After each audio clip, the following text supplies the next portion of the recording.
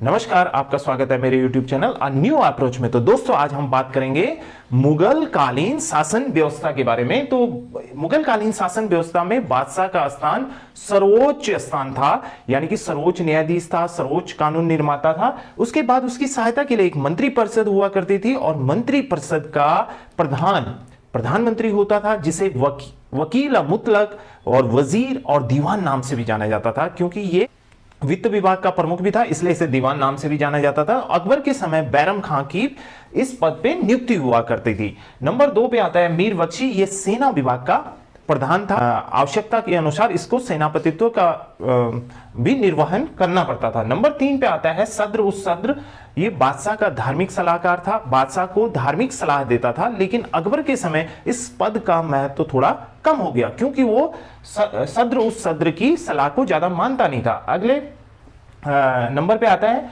मुख्य काजी, ये धार्मिक न्यायाधीश होता था। धर्म के अनुसार, शरीयत के अनुसार ही ये सारे मामलों में निर्णय देता था। अकबर हर बुधवार को जनता की समस्याओं को सुनता था, लेकिन सारे मामलों में ये निर्णय नहीं दे सकता था, इसलिए मुख्य काजी की नियुक्ति होती थी और ये और मामलों को भी देखा करते थे। नंबर 5 पे आता है मुहस्सिब, ये धार्मिक निरीक्षक होते थे। जनता का आचरण सही चल रहा है कि नहीं चल रहा है, जनता क्या जुआ तो नहीं खेल रही है, और जनता के बीच में मादक पदार्थों का सेवन तो नहीं किया जा रहा है, ये सारा काम निरीक्षण का काम था मुहस्सिब का।